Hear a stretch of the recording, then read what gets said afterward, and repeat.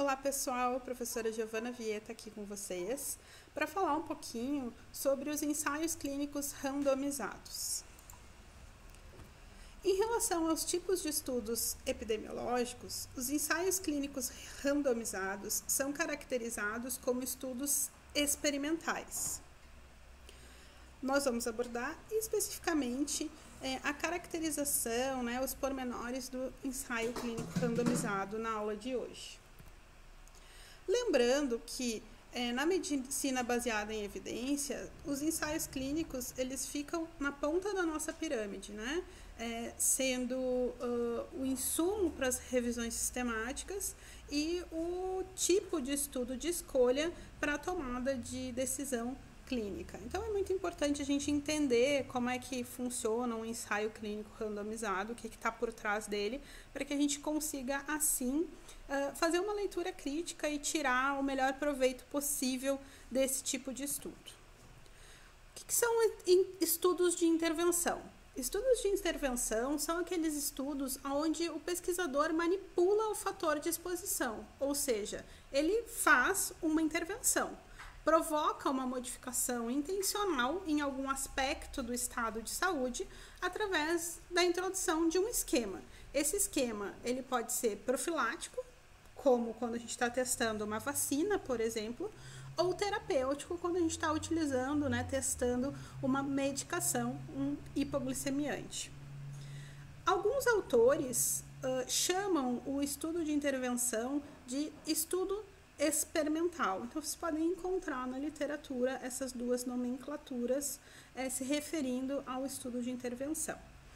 Esse tipo de estudo ele vai ser classificado de acordo com a unidade de análise em ensaio clínico, quando a gente tem o indivíduo como unidade de pesquisa, e ensaio de comunidade, quando a gente está falando da comunidade como unidade de pesquisa.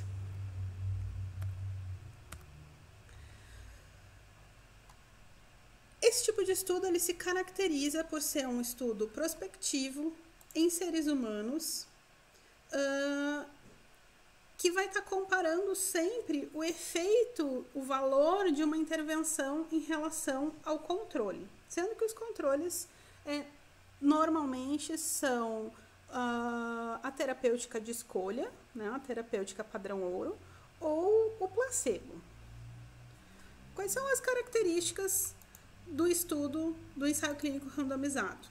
Eles caracterizam-se por ser controlados e por ter uma alocação aleatória do fator de intervenção. Ou seja, os indivíduos que fazem parte dessa pesquisa, eles são randomizados. O grupo para o qual eles entram no estudo, ele é selecionado ao acaso. Então, os indivíduos vão ser randomizados entre o grupo experimental e controle através de um processo aleatório de decisão, com o objetivo de quê? De fazer com que as variáveis que possam influenciar, que possam enviesar o desfecho do estudo, sejam distribuídas de forma homogênea, tornando assim os grupos comparáveis. Quais são os tipos de randomização que a gente pode estar identificando nos ensaios clínicos randomizados? Randomização simples, que é a randomização mais empregada, que é a randomização por sorteio. Então, os participantes eles são alocados diretamente nos grupos, sem nenhuma etapa intermediária. Os processos podem ser cara ou coroa, pode ser uma tabela de números aleatórios, um programa de computador definindo quem vai para o grupo caso, quem vai para o grupo controle, quem vai ser tratado e quem vai receber o tratamento convencional ou placebo. A randomização em bloco, a gente tem a formação de blocos de número fixo de indivíduos de igual tamanho, dentro dos quais são distribuídos os tratamentos em questão, bloco por bloco, até que termine o processo de alocação dos participantes de pesquisa. Ou seja, eu formo um bloco de indivíduos e esse bloco de indivíduos ele vai ser randomizado entre os tipos de tratamento, de forma sequencial. Bloco a bloco, eu vou randomizando os meus pacientes. Isso é muito comum em ensaios clínicos que são mais longos, onde a gente tem vários momentos de início de processo, de treinamento, de medicação, né? Então, a gente faz essa randomização em bloco. A randomização pareada, eu tenho a formação de pares de participantes e esses pares, eles vão ser alocados, randomizados, um indivíduo em cada grupo, minimizando assim as diferenças entre o grupo intervenção e o grupo controle. Ainda a randomização estratificada, onde eu tenho a formação de estratos, pode ser por faixa etária, pode ser por sexo, pode ser por alguma característica da doença, por exemplo, estadiamento de tumor. E a alocação é feita nos grupos a partir desses estratos. Então, eu pego um indivíduo do primeiro extrato e coloco no grupo intervenção, um indivíduo do primeiro extrato e coloco no grupo controle. Um indivíduo do segundo extrato vai para o grupo controle, um indivíduo do segundo extrato vai para o grupo intervenção. E por fim, a randomização por minimização, que é o quê? É um processo de randomização simples inicialmente, tá? Então, eu tenho os indivíduos sorteados ou encaminhados aleatoriamente para o grupo intervenção e para o grupo controle. Num determinado momento pré-estabelecido na pesquisa, eu faço uma análise do que está acontecendo na pesquisa entre esses indivíduos, da característica desses indivíduos que estão no grupo intervenção e no grupo controle, e a partir daí eu modifico, eu recalculo a forma como eu estou fazendo essa randomização para que eu consiga diminuir as diferenças, tá? Então, são esses os 5 tipos de randomização mais utilizados nos ensaios clínicos randomizados. De forma geral, gente, esse aqui é o desenho do ensaio clínico randomizado. Eu tenho uma população a ser estudada, que é chamada de casos. Dentre esses casos, eu faço uma seleção de indivíduos. Dentro dessa seleção, eu identifico aqueles que não vão participar no meu estudo e aqueles que são participantes em potencial. Os participantes em potencial, eles são convidados a participar do estudo. Aqueles que não aceitam o convite, eles não participam. E aqueles que aceitam são denominados nossa população de estudo, nossa amostra, os participantes da nossa pesquisa. Então, esses participantes, eles vão ser randomizados ou para o grupo tratamento ou para o grupo controle. Processo de randomização, o indivíduo, tá aqui é o participante que vai participar desse sorteio, ele tem igual chance de entrar no grupo tratamento ou no grupo controle. É para isso que serve o processo de randomização. O ensaio clínico, ele ainda tem como característica ser um tipo de estudo capaz de identificar eficácia ou efetividade de uma dada intervenção. Qual é a diferença de eficácia ou efetividade? A gente vai falar em um ensaio clínico randomizado que testou a eficácia de alguma coisa, de uma intervenção, quando esse estudo ele é realizado em condições ideais, condições bem controladas. Normalmente, a gente vai usar essa denominação para aqueles ensaios clínicos randomizados que são realizados em centros de excelência. Já a efetividade, ela remete a gente ao entendimento de quê? De que o estudo ele foi feito a partir de um processo, né, a partir de um desenho de um ensaio clínico randomizado. Entretanto, ele foi feito sobre condições habituais da prática médica, que inclui as imperfeições de implementação que caracterizam o mundo cotidiano, o dia a dia de atendimento dentro das nossas unidades de saúde. Tá? Em relação às fases dos estudos, o que a gente tem que lembrar? A gente pode dividir inicialmente os estudos em 2 fases, fase pré-clínica e fase clínica. Na fase pré-clínica, a gente está falando daqueles estudos onde a gente vai estar realizando caracterização química, o estudo bioquímico de uma molécula, né? Se a gente estiver falando numa medicação, a gente vai estar identificando o princípio ativo, vai estar entendendo qual é o princípio bioquímico, fisiológico daquela molécula que está sendo utilizada na medicação. Depois disso, a gente passa a fazer estudos em modelos animais. Após ter identificado resultados benéficos, né, resultados positivos para essa medicação em animais, a gente vai testar isso em seres humanos. E a gente começa a falar em fase clínica, estudos clínicos. Os estudos clínicos em seres humanos, então, eles são divididos em 4 fases. Fase 1, 2, 3 e 4. Fase 1 é a fase onde a gente está fazendo a avaliação da tolerabilidade daquele princípio que está sendo testado, com doses crescentes de medicamento. São testados em poucos indivíduos, normalmente de 10 a 30 pessoas fazem parte do estudo, e a gente está querendo avaliar o quê? A segurança daquela intervenção que está sendo testada. Na fase 2, a gente já tem uma perspectiva da fase 1 de que esse medicamento é seguro.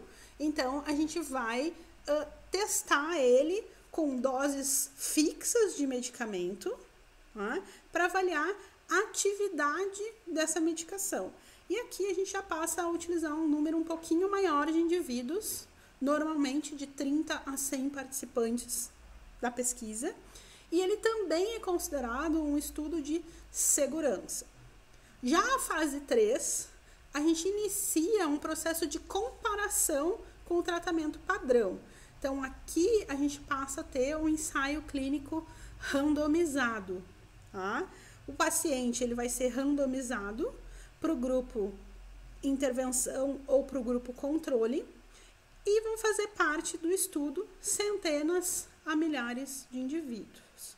Depende do que, gente? Do tamanho da diferença esperada entre o tratamento convencional, o tratamento padrão e aquele que a gente está testando. Tá? A fase 3, a gente costuma dizer que é uma fase onde a gente está testando segurança e eficácia de tratamento. A fase 4, ela já é uma fase considerada de vigilância pós-comercialização. Por quê? Porque nessa fase a gente vai estar fazendo monitoramento dos efeitos adversos e estudos adicionais já em larga escala. Por quê? Porque essa medicação ela já está em uso, ela já está liberada para comercialização. Então a gente vai começar a avaliar a morbidade e a mortalidade dessa intervenção na população como um todo. Lembrando que aqui a gente não está falando de ensaio clínico randomizado. A gente está avaliando isso numa população que teve indicação, né? O número de indivíduos que vão fazer parte dessa fase vai depender muito do quanto que essa medicação está sendo indicada como tratamento, certo? Tamanho da amostra, então. Como que a gente define o tamanho da amostra? O que a gente leva em consideração para definir o tamanho da amostra para um ensaio clínico randomizado? Primeiro, qual o principal objetivo do ensaio? Né? A gente tem que estabelecer o desfecho primário do nosso ensaio clínico randomizado. Então, como exemplo, eu trouxe aqui para vocês. É diferente a gente verificar se a aspirina tem valor de prevenir a morte pós-infarto, da gente verificar se ela previne o infarto, e ainda é diferente de se verificar se previne morte e reinfarto. Então, o número de indivíduos necessários para responder a cada uma dessas 3 perguntas, ele vai ser diferente. Por isso, a gente precisa saber o objetivo primário do estudo. A principal medida de desfecho.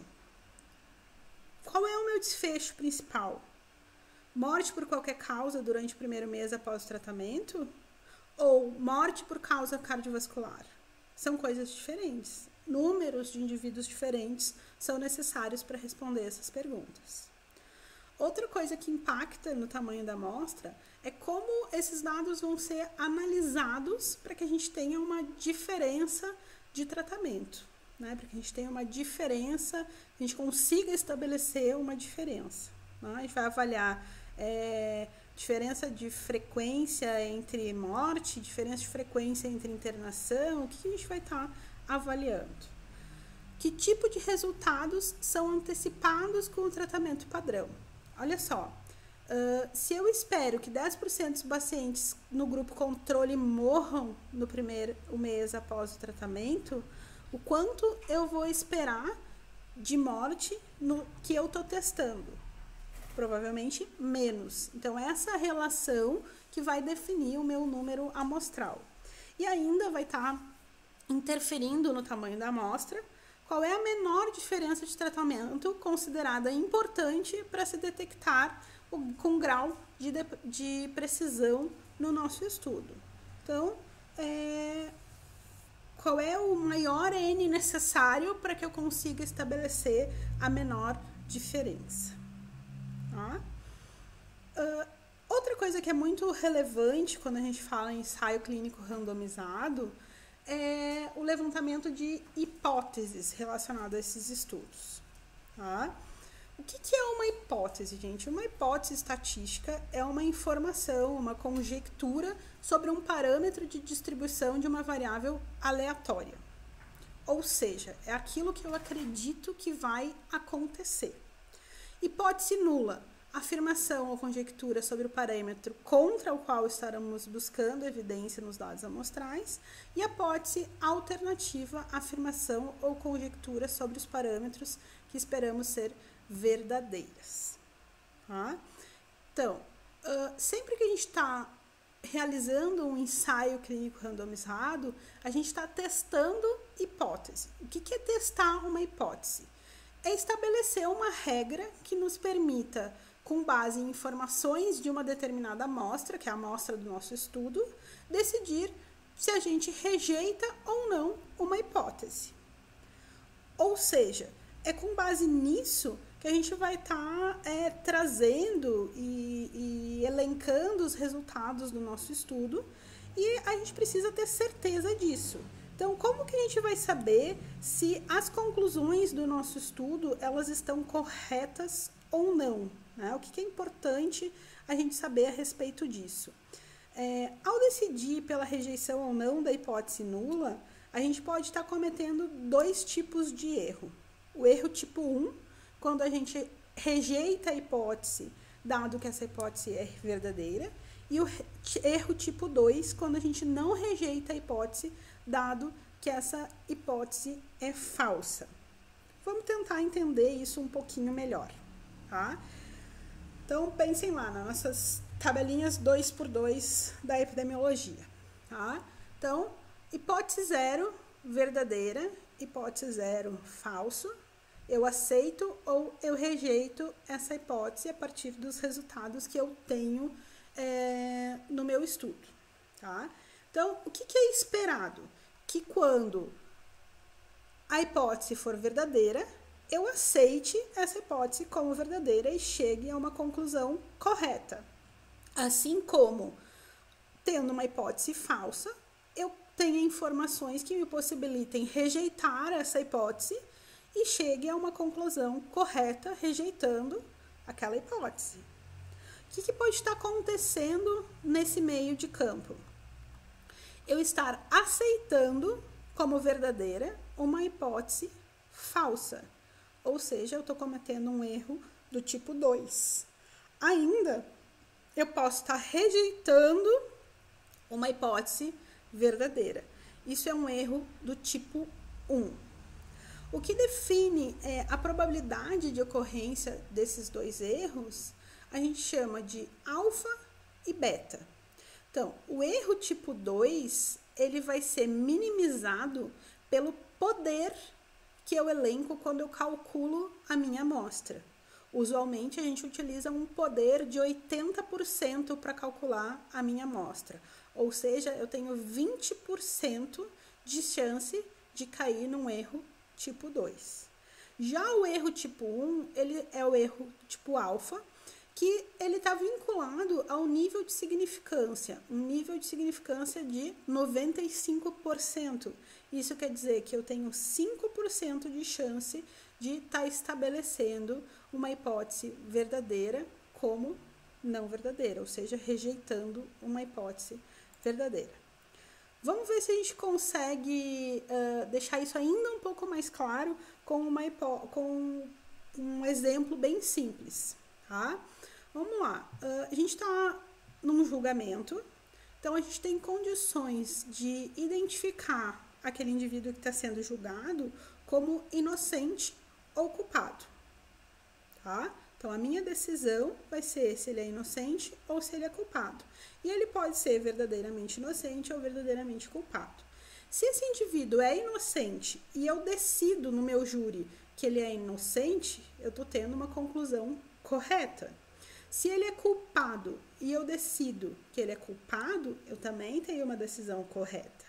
Se ele é culpado e eu julgo ele como inocente, eu estou cometendo um erro do tipo 2. Se ele é inocente e eu julgo ele como culpado, eu estou cometendo o erro do tipo 1. Então, o erro do tipo 1 seria julgar o réu culpado, quando na realidade ele é inocente. E o erro do tipo 2 seria julgar o réu inocente, quando na realidade ele é culpado. Acredito que tenha ficado um pouquinho mais claro. Vamos seguir então. Como que o ensaio clínico ele precisa ser organizado, planejado, monitorado, né, para que ele seja bem executado? Então, a gente precisa estabelecer de forma correta quais são os pacientes que são elegíveis para fazerem parte desse estudo, através de critérios de inclusão e exclusão bem definidos. Eu preciso ter clareza nos meus critérios de inclusão e exclusão, como para qualquer estudo que vocês já tenham estudado. Além disso, eu preciso ter clareza sobre quais os tratamentos que estão sendo avaliados. O que eu estou comparando com o quê? Quais são os desfechos de interesse a serem analisados e como a resposta de cada um dos meus pacientes ela vai ser verificada, para que eu não incorra em nenhum tipo de viés. Tá? A análise desses ensaios ela pode ser feita de duas formas principais. Primeira delas, entre aqueles que de fato completaram o tratamento em cada um dos grupos.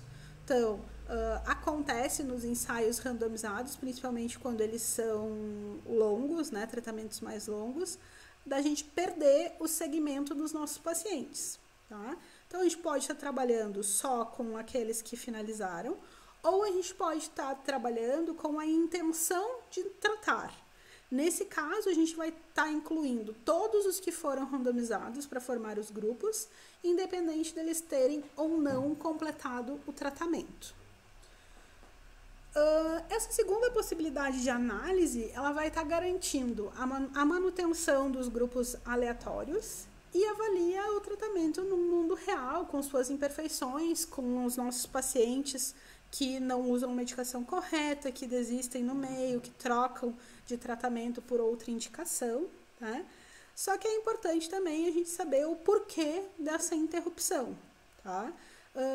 Se houve algum cruzamento entre os grupos, qual é a dimensão desses fatos, né? O quanto isso está relacionado a efeitos adversos, por exemplo, do tratamento da intervenção que eu estou testando. Tá? Por quê, gente? Porque se isso for muito grande, se isso for se repetir com um número muito grande de pacientes, eu posso estar causando um viés no meu ensaio clínico. Então, é muito importante a gente ter esse relato quando a gente lê um ensaio clínico e extremamente importante a gente estar atento a esses fatos quando a gente está realizando um ensaio clínico. Outro ponto importante e bastante comum em ensaios clínicos randomizados é o mascaramento ou cegamento. Tá? Para que serve isso? Cegar, mascarar? Evita os critérios subjetivos na avaliação dos resultados pelo médico ou pelo próprio paciente. Se eu não sei o que eu estou tomando, se é placebo ou se é intervenção, eu fico menos suscetível a condicionar o meu resultado às minhas crenças, né? E a mesma coisa quem está à frente da pesquisa, seja o médico, né? Ou quem tiver como responsável técnico dessa pesquisa. Tá? Esse cegamento, ele pode ser simples, então somente os pacientes não sabem, por exemplo, o que eles estão tomando. Eu tenho um grupo placebo, um grupo tratado, as cápsulas ou os comprimidos são idênticos, então eles não têm como saber o que eles estão tomando. Duplo cego, tanto o paciente quanto o investigador assistente, que é o investigador que está em contato direto com o paciente, eles não sabem qual indivíduo faz parte de qual grupo. E o triplo cego, além do paciente e do médico assistente, tem um outro observador que vai fazer algum tipo de análise. Vamos pensar lá quando a gente tem uma biópsia, então o patologista pode estar cegado ou o radiologista pode estar cegado para avaliar, comparar exames, né? Então a gente tem um triplo cego. O que é importante a gente lembrar aqui? Que nem sempre a gente vai conseguir cegar um ensaio clínico, nem sempre a gente consegue mascarar, né? Por quê? Porque às vezes não é viável. Tem momentos, tem ensaios que são considerados ensaios abertos, que eu não consigo esconder do médico, do paciente, o que está acontecendo. Como exemplo, a gente tem aí tratamento clínico por tratamento cirúrgico, tipos de exercícios sendo comparados, uma atividade aeróbica com uma atividade de resistência, né? São exercícios completamente diferentes que o profissional que estiver à frente, assim como o indivíduo que estiver recebendo a intervenção, vai conseguir identificar se ele é do grupo intervenção ou do grupo controle, certo? Termos que são importantes da gente saber, né, da gente conhecer quando fala em ensaio clínico randomizado. Placebo, que eu já falei algumas vezes aqui nos slides anteriores. Placebo, então, é uma substância de aparência, forma, administração semelhante ao tratamento padrão, tá?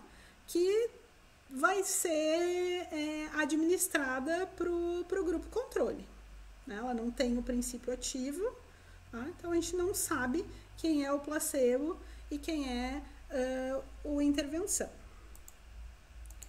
Em relação ao desenho do ensaio clínico randomizado, a gente pode ter um ensaio desenhado em paralelo. Cada grupo de participante é exposto a apenas uma das intervenções estudadas. Grupo controle, que recebe o placebo, grupo intervenção, que recebe a medicação que está sendo testada, e isso vai assim do início até o final nesses dois grupos, e eu comparo esses dois grupos. O desenho fatorial, onde a gente tem vários fatores sendo verificados em um mesmo ensaio. Então, pensando em medicação, eu tenho uma medicação A sendo comparada a uma medicação B, sendo comparada ao uso combinado, medicação A e B, sendo comparado ao padrão, né, ou ao placebo. Então, eu tenho 4 grupos que vão estar rodando do início até o final do estudo, sendo possível comparações entre esses 4 grupos.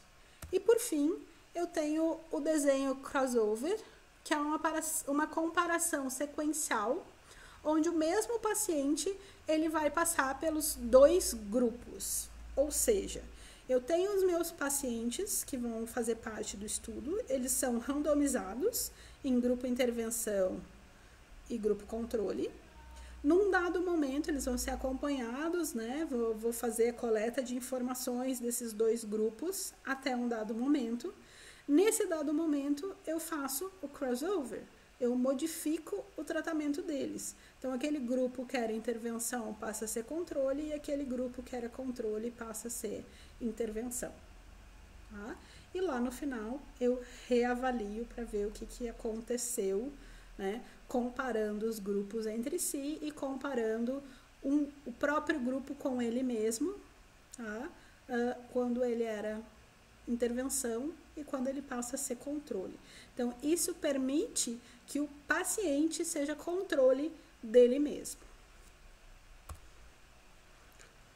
Importante a gente pensar que, como todos os tipos de estudo, o ensaio clínico randomizado, ele pode apresentar alguns vieses.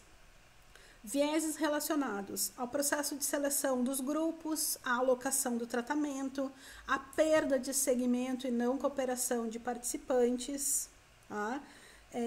lembrando sempre que quando a gente está à frente de um estudo randomizado, a gente sempre deve mencionar essa perda de segmento ou quando os pacientes não estão cooperando adequadamente. Por quê? Porque dependendo da distribuição dessas perdas, a gente pode enviesar bastante o estudo e pode chegar a resultados falsos, né? Trazer como verdadeiro, como significante um resultado que na verdade se deve à perda de segmento.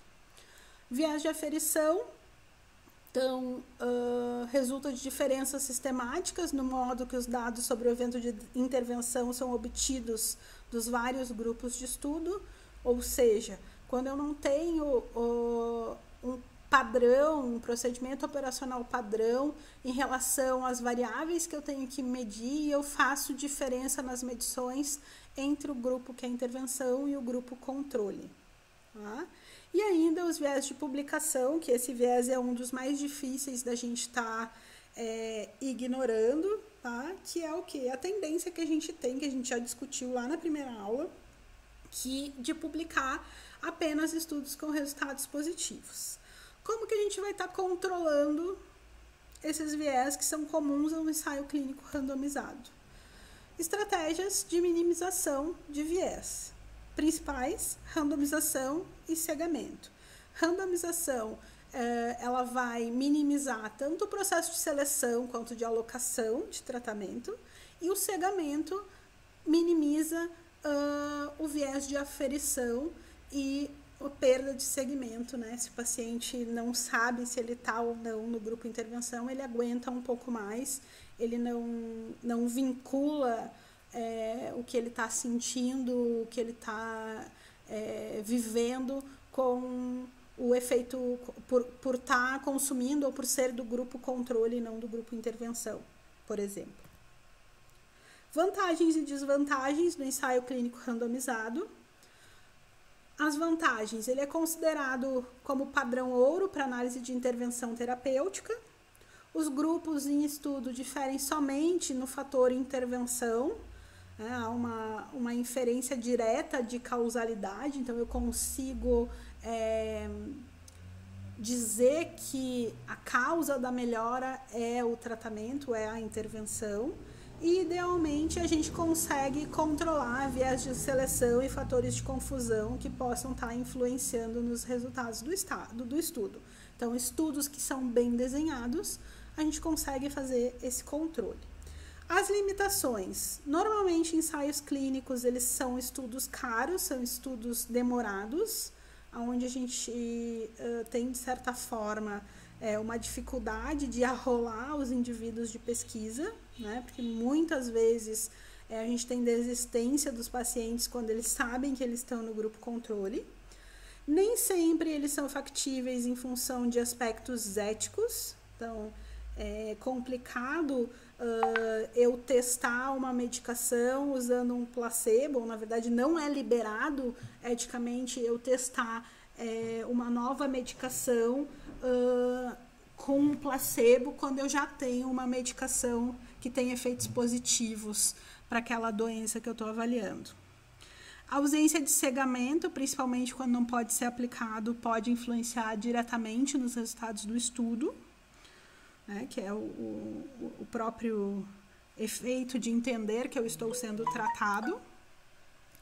Ainda eu posso ter uma perda do acompanhamento desses pacientes. A limitação em relação ao cenário específico de doença, porque assim como os pacientes serem extremamente parecidos me favorece, porque eu consigo identificar causalidade, né? Ao mesmo tempo, eu acabo diminuindo a minha chance de extrapolação desses resultados. Tá? E ainda, frequentemente, esses estudos são realizados em cenários acadêmicos, limitando, como eu falei, a generalização dos dados, né, dos achados do estudo. Tá? Na prática, gente, o que o ensaio clínico randomizado ele nos traz de informação? Então, vamos lá. Quando a gente trabalha com ensaio clínico randomizado, a gente consegue medir usar uma série de medidas que vão estar avaliando o efeito do nosso tratamento, tá? Então, as primeiras medidas que a gente vai estar trabalhando aqui é risco relativo e redução relativa do risco, ou seja, a eficácia do nosso estudo. Trouxe como exemplo aqui para vocês, depois vocês vão ter acesso a toda a bibliografia que foi utilizada na aula, mas eu trouxe como exemplo aqui para vocês dados que foram extraídos de um ensaio clínico controlado, onde foram alocados 838 pacientes esquizofrênicos hospitalizados de ambos os sexos em 2 grupos, clorpromazina e placebo. Os pacientes foram acompanhados por 24 semanas e foi avaliado o agravamento dos sintomas psicóticos após essas 24 semanas. Então, vamos lá. O que a gente tem aqui? Pioras dos sintomas, apresentaram ou não apresentaram a piora dos sintomas, a clorpromazina e o placebo. Tá? Então, 37 indivíduos apresentaram piora de sintomas com a intervenção, 70 sem intervenção, 379 não pioraram sintomas com a intervenção, 142 pioraram sem a intervenção, com o placebo. O que a gente calcula aqui? Qual é o risco no grupo tratado? Então, o risco no grupo tratado vai ser a relação que eu tenho entre o número de indivíduos que apresentou piora nos sintomas em relação ao total de indivíduos. A mesma coisa para o grupo controle. Número de indivíduos que apresentou a piora nos sintomas pelo total de indivíduos. Isso vai me dar o risco no tratado e o risco no controle. Então, risco no tratado, 0,089 ou 8,9%, 0,33 ou 33%. Com isso, eu calculo o risco relativo. Risco relativo é a relação entre o risco que eu tenho entre tratados dividido pelo risco entre controles. Ou seja, 0,089 dividido por 0,33, que dá um risco de 0,27 ou 27%. E a razão relativa de risco ou eficácia vai ser o quê? 1 menos o risco relativo, vezes 100. Então, eu tenho uma eficácia de 73%. Beleza, esse monte de número, o que me traz de informação? O risco relativo de 0,27 ou 27% me diz o quê? Que o grupo de pacientes com esquizofrenia que fez uso da intervenção clorpromazina apresentou um risco de magnitude equivalente a 27% do risco encontrado para os pacientes que fizeram uso do placebo. Ou seja, a magnitude do risco no grupo que recebeu a intervenção foi de aproximadamente 1/4 da magnitude do risco do grupo placebo. Quando eu falo em eficácia, eu estou dizendo que a eficácia vai estar representando a redução relativa do risco obtido com a intervenção. Assim, quando eu tenho uma eficácia de 73%, eu estou concluindo o quê? Que o uso da intervenção reduziu em 73% o risco de piora dos meus pacientes. Posso estar ainda trabalhando com o excesso relativo de risco. Então, vamos dizer que no caso do tratamento provocar um aumento do risco de algum evento, teremos o excesso relativo de risco, que é calculado reduzindo risco relativo menos 1 vezes 100. Então, lá no mesmo exemplo, no estudo que a gente estava utilizando anteriormente, o risco de distonia foi de 5% nos usuários intervenção contra 2% no grupo controle, no grupo placebo, levando a um risco relativo de 2,5. Como que a gente vai calcular o nosso excesso relativo de risco. Excesso relativo de risco vai ser o risco relativo, que está aqui de 2,5, menos 1 vezes 100, excesso relativo de risco, 150%. Então, a clorpromazina elevou em 150% o risco de distonia quando comparada com o grupo que recebeu o placebo. Redução absoluta de risco. Representa a redução, em termos absolutos, do risco no grupo que sofreu a intervenção de interesse em relação ao grupo controle. Então, a redução absoluta de risco vai ser risco dos controles menos o risco dos tratados vezes 100.